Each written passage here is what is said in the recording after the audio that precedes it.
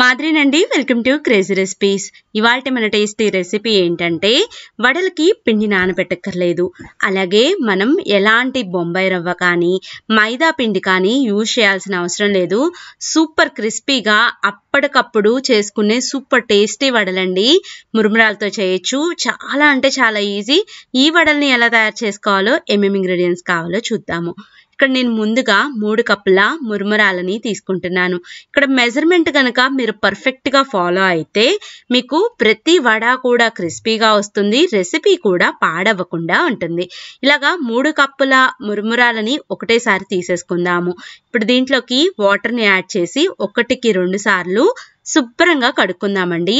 మురుమురాల్లో dust చాలా ఎక్కువగా ఉంటుంది.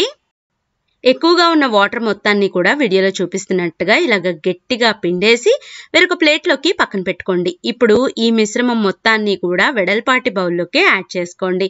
ఏదైతే కప్పుతో మనం మురుమురాలను తీసుకున్నామో అదే కప్పుతో అరకప్పు మాత్రమే పెరుగుని యాడ్ చేసుకుందాము. ఇక్కడ మీరు లైట్గా పులిసిన పెరుగైనా వాడచ్చు, లేదా ఫ్రెష్గా ఉన్న పెరుగైనా వాడచ్చు. అలాగే 1 స్పూను జీలకర్రని కూడా వేసుకుందాము. అలాగే సన్నగా తరిగిన 1 స్పూను అల్లం ముక్కల్ని, అలాగే సన్నగా తరిగిన ఒక 2 పచ్చిమిరపకాయల్ని, అలాగే సన్నగా తరిగిన ఒక 3 రెమ్మల కరివేపాకుని, సన్నగా తరిగిన 1 కప్పు కొత్తిమీరాకుని కూడా వేద్దాము. ఇప్పుడు ఈ రెసిపీ మొత్తానికి సరిపడా 1 స్పూన్ దాకా ఉప్పుని కూడా వేద్దాము. అలాగే ఏదైతే కప్పుతో మురుమురాలను తీసుకున్నామో అదే కప్పుతో 1 కప్పు బియ్యం పిండిని యాడ్ చేసుకుందాము. ఇక్కడ నేను పొడి బియ్యం పిండినే వాడుతున్నాను.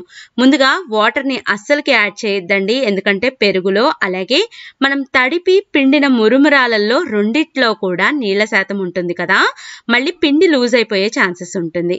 ఇప్పుడు దీన్ని మొత్తాన్ని కూడా మనం చపాతీకి ఉండలా కలుపుకుంటాం కదా, సేమ్ టు సేమ్ అలాగే కలుపుకోవాలి. పిండి ఈ విధంగా ఉండాలండి. వీడియోలో చూపిస్తున్నాను చూడండి.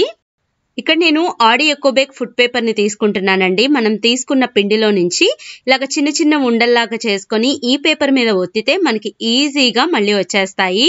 మధ్యలోకి ఒక చిన్న హోల్ పెట్టుకోండి. చాలా చక్కగా లోపల బయట కూడా అంతా వేగుతాయి. చూడండి, అస్సలకి అంటుకోలేదు. ఈ పేపర్ రీయూజబుల్ కూడా, మనం కెమికల్ ఫ్రీ కూడా అండి. అసలు కెమికల్ అనేది ఈ పేపర్లో ఉండదు. ఇప్పుడు మనం తీసుకున్న వడల్ని ఒక్కొక్కటిగా వేడి నూనెలోకి నెమ్మదిగా డ్రాప్ చేయాలి. ఇప్పుడు డ్రాప్ చేసిన తర్వాత 2 వైపులా కూడా మంచి గోల్డెన్ కలర్ అయ్యేదాకా ఫ్రై చేసి సర్వింగ్ ప్లేట్లోకి సర్వ్ చేసుకోవటమే. చాలా అంటే చాలా సింపుల్గా ఈజీగా అన్ని ఇంట్లో ఉన్న వాటితోటి ఈ వడల్ని ప్రిపేర్ చేసుకోవచ్చు అండి. పిల్లలకైతే సూపర్గా నచ్చుతాయి. టిఫిన్ బాక్స్లోకి, లంచ్ బాక్స్లోకి అయితే చాలా అంటే చాలా బాగుంటాయి. అనుకోకుండా ఎవరైనా చుట్టాలు వచ్చినా చేసేయచ్చు.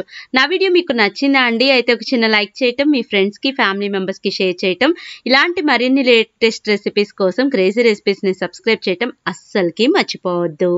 ఈ వడల్ని కొబ్బరి చట్నీతో కానీ, లేదా పిల్లలకైతే టమోటా సాస్తో కానీ, అలాగే మన జాడి ఊరగాయలతో తిన్నా అద్భుతంగా ఉంటుందండి. అన్నట్టు మీరు ఈ రెసిపీని ట్రై చేసి ఎలా కుదిరిందో కామెంట్ చేయడం మాత్రం అసలుకి మర్చిపోవద్దు. కొత్త వంటలు కావాలన్నా కామెంట్ చేయండి. Thank you. Bye bye. Hi అండి, వెల్కమ్ టు క్రేజీ రెసిపీస్. నేను మీ మాదిరిని. ఇవాల్టి మన టేస్టీ రెసిపీ ఏంటంటే the best ever masala vada అండి. సూపర్ క్రిస్పీగా రావడానికి పర్ఫెక్ట్ చిట్కాలు చెప్తున్నాను. అన్నట్టు వీడియో చూసే ముందు ఒక చిన్న లైక్, అలాగే ఒక చిన్న కామెంట్, సబ్స్క్రైబ్ చేయటం మాత్రం అస్సలకి మర్చిపోవద్దు. మసాలా వడ ఎప్పుడు చేసినా పర్ఫెక్ట్గా రావాలి అంటే ఇక్కడ నేను ఒక 2 కప్పుల పచ్చిశనగపప్పుని తీసుకున్నాను. ఈ పచ్చిశనగపప్పులో నేను గోరువెచ్చగా ఉన్న నీళ్ళని పోసి కనీసం ఒక 3 గంటల పాటు నానబెట్టుకోవాలి.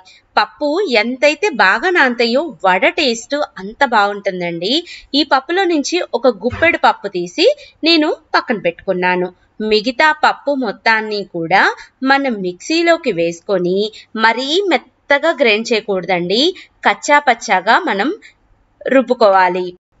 ఇలాగా మిక్సీ జార్ని తీసుకొని 1 చుక్క కూడా ఎక్స్ట్రాగా వాటర్ లేకుండా పప్పును మాత్రమే తీసేసి మిక్సీలోకి వేసుకోండి.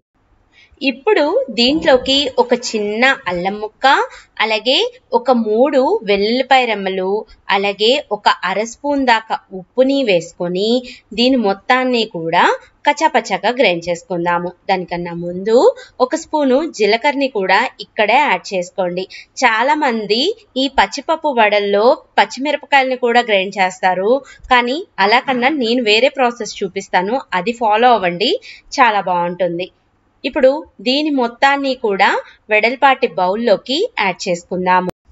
పచ్చిపప్పు వడలు చాలా మందికి గట్టిగా వస్తాయి, దానికి రీజన్ కూడా నేను చెప్తానండి. శనగపప్పుని వేసేసి మనం విడిగా పెట్టుకున్నాం కదా ఒక గుప్పెడు, దాంతో పాటు 2 పెద్ద ఉల్లిపాయల్ని చిన్న ముక్కలుగా తరిగి వేసుకోండి. అలాగే ఒక 3 నుంచి 4 పచ్చిమిరపకాయలను కూడా వేసుకోండి. మీ పచ్చిమిరపకాయలు కారాన్ని బట్టి. ముందుగా ఇవన్నీ కూడా బాగా పిండికి పట్టేలాగా చేత్తోటి ఇలాగ నలుపుతూ కలపండి. ఏ రెసిపీ అయినా కానీ మనం ఇలాగ చేత్తో చేస్తే దాని రుచే వేరుగా ఉంటుందండి. చాలా మంది లాస్ట్లో మసాలా వడ చేయటానికి చేసే తప్పేంటంటే అండి, బియ్యపిండి వేస్తారు. బియ్యపిండి వేయటం వల్ల గట్టిగా వస్తాయి కానీ క్రిస్పీగా రావు. ఈ పాయింట్ మాత్రం ఖచ్చితంగా గుర్తుపెట్టుకోండి. అస్సలకి బియ్యపిండి అనేది వాడవాకండి. ఇప్పుడు దీంట్లోకి మనం ఏం చేయాలంటే, మనం 1 కప్పు పచ్చిశనగపప్పును తీసుకున్నాం కదా, దానికి తగ్గట్టుగా ఇక్కడ నేను ఒక పెద్ద స్పూను శనగపిండిని తీసుకుంటున్నాను. జస్ట్ మనకి ఉండపడేదాకా మాత్రమే పిండిని యాడ్ చేయాలండి, మరీ ఎక్కువగా కూడా యాడ్ చేసుకోకూడదు. ఈ శనగపిండితో పాటుగా కొంచెం కొత్తిమీర ఆకును కూడా వేసుకొని ఇదంతా కూడా బాగా మిక్స్ అయ్యేలాగా మిక్స్ చేసుకుందాం. వడలు చేయటానికి అందరూ ప్లాస్టిక్ కవర్లు అలా వాడుతూ ఉంటారు కదండి, ఆయిల్ పేపర్లు, అవి అంత మంచిది కాదండి. ఇక్కడ నేను ఆడి ఎకో బేక్ ఫుడ్ పేపర్ని తీసుకుంటున్నాను. ఈ ఫుడ్ పేపర్ మనకి అస్సలకి అంటుకోదండి, నాన్ స్టిక్కి. మనకి ఎంత పేపర్ కావాలంటే అంత పేపర్ని చక్కగా కట్ చేసుకోవచ్చు. ఇంకొకటి ఏంటంటే దీన్ని నీట్గా వాష్ చేసుకొని రీయూస్ కూడా చేయొచ్చు. ఇప్పుడు వీటిని వడల్లాగా ఎలా ఒత్తుకోవాలో కూడా చూద్దాం. ఇలాగా చిన్న చిన్న ఉండల్ని తీసుకోవాలండి. ఈ ఉండల్ని తీసుకున్నాక మనం వీటిని ఏం చేయాలంటే ఈ పేపర్ మీద పెట్టి జస్ట్ ఇలాగా ఒత్తితే సరిపోతుంది. మీరు మళ్ళీ నీళ్ల తడిని మాత్రం చేతికి చేసుకోవద్దు, ఎందుకంటే మిగతా వడలన్నీ వేసేటప్పుడు నీళ్ల తడిని చేసుకుంటారు కదా, దీనికి చేసుకోకూడదు. ఎందుకంటే పిండి జావైపోతుంది, అలాగే క్రిస్పీనెస్ రాదనమాట. స్టవ్ మీద డీప్ ఫ్రైకి సరిపడా ఆయిల్ని పెట్టి ఒక్కొక్క వడని నిదానంగా ఒత్తుతూ మనం ఆయిల్లోకి వేసుకొని డీప్ ఫ్రై చేసుకోవటమేనండి. చాలా అంటే చాలా సింపుల్ ప్రాసెస్, చిన్న చిన్న చిట్కాలేనండి. వీటిని గనక ఫాలో అయితే మనకి ప్రతి వంట కూడా పర్ఫెక్ట్గానే వస్తుంది. దీంట్లోకి నేను ఎక్స్ట్రాగా యాడ్ చేసిన ఇంగ్రీడియంట్స్ ఏమీ లేవండి. చాలా మంది పుదీనాకు వేస్తూ ఉంటారు. పుదీనాకు వేయటం వల్ల పచ్చిపప్పు వడకి ఉన్న టేస్ట్ కూడా పోతుంది. అస్సలకి యాడ్ చేయొద్దు. యాడ్ చేసుకుంటే కొత్తిమీర ఆకుని మాత్రమే యాడ్ చేయండి. ఇంకా చెప్పాలంటే కరివేపాకు కూడా ఈ పచ్చిశనగపప్పు వడలకి వేయకూడదు. ఇలాగా అన్ని వైపులకి తిప్పుకుంటూ ఫ్రై చేసుకోవాలి. ఇంకొక విషయం చెప్తున్నానండి, ఇలాగా బాండీలోకి వేసిన తర్వాత చాలా మంది పెద్ద గెరిటతోటి తిప్పుతూ ఉంటారు, దానివల్ల విరిగిపోతూ ఉంటాయి. ఎప్పుడైతే వడ ఒక వైపు కాలుతుందో దాని తర్వాత మనం నిదానంగా రెండో వైపుకి తిప్పుకుంటూ కాల్చుకోవాలి. అప్పుడే వడ ఇరగకుండా చాలా పర్ఫెక్ట్గా వస్తాయి. అన్నీ కూడా మంచి గోల్డెన్ కలర్ అయ్యేదాకా ఫ్రై చేసుకొని ఎక్స్ట్రాగా ఉన్న నూనె మొత్తాన్ని కూడా తీసేసి సర్వింగ్ ప్లేట్లోకి సర్వ్ చేసేసుకోవటమే. నిజం చెప్పాలంటే దీంట్లోకి ఏ చట్నీ కూడా అవసరం లేదు, ఇలాగ ఉత్తయ్యే తినేస్తారండి. అంత పర్ఫెక్ట్గా టేస్టీగా ఉంటాయి. తప్పకుండా మీరు కూడా ఈ రెసిపీని ట్రై చేయండి. ట్రై చేసి మీకు ఎలా కుదిరిందో కూడా ఒక చిన్న కామెంట్ చేయటం మాత్రం అస్సలకి మర్చిపోవద్దు. అలాగే మీకేమన్నా కొత్త రెసిపీలు చూడాలి అనుకున్నా కానీ కామెంట్ చేయండి, మీకోసం నేను ఖచ్చితంగా చేస్తాను. అన్నట్టు వడలు నచ్చినాయా అండి? అయితే తప్పకుండా ఒక చిన్న లైక్ చేయటం, మీ ఫ్రెండ్స్కి ఫ్యామిలీ మెంబర్స్కి షేర్ చేయటం, ఇలాంటి మరిన్ని లేటెస్ట్ వీడియోస్ కోసం మన క్రేజీ రెసిపీస్ని సబ్స్క్రైబ్ చేయటం మాత్రం అస్సలకి మర్చిపోకండి. Thank you for watching my videos. Bye bye. Super క్రిస్పీగా ఉన్నాయండి వడలైతే, తప్పకుండా ట్రై చేయండి. బాయ్.